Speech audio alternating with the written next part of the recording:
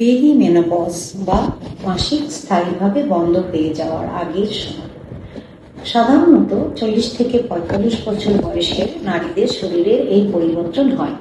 এই সময় শরীরে এস্ট্রোজেন প্রজেস্টেরন হরমোনটা ওঠানামা করে এবং ধীরে ধীরে এটা কমতে থাকে, যে কারণে নানাবিধ শারীরিক মানসিক পরিবর্তন দেখা দেয়।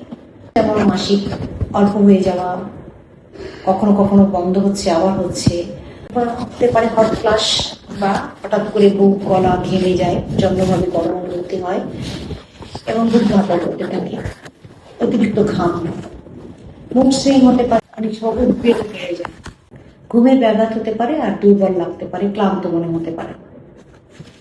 পেরিমেনোপজ কোনো রোগ নয়, এটা অত্যন্ত স্বাভাবিক আমাদের প্রাকৃতিক রূপান্তর। তাই এটাকে ভয় না পেয়ে, সংকোচ না করে সচেতন হওয়া প্রয়োজন। এই সমস্যা হলে কি করা উচিত? শরীর এবং মনের বাড়তি যত্ন নিতে হবে।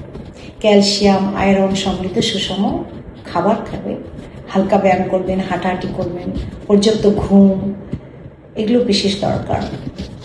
অতিরিক্ত তেল চর্বি জাতীয় খাবার না খাওয়া ভালো। মানসিক চাপ মুক্ত থাকতে পরিবারের অন্যদের সঙ্গে খোলাখুলিভাবে কথা বলবেন, দেখবেন ইতিবাচক ভূমিকা রাখবে। তার লক্ষণগুলো দৈনন্দিন জীবনযাত্রা ব্যাহত যদি করে, তাহলে অবশ্যই একটি বিশেষজ্ঞ ডক্টরের পরামর্শ নিয়ে চলবে।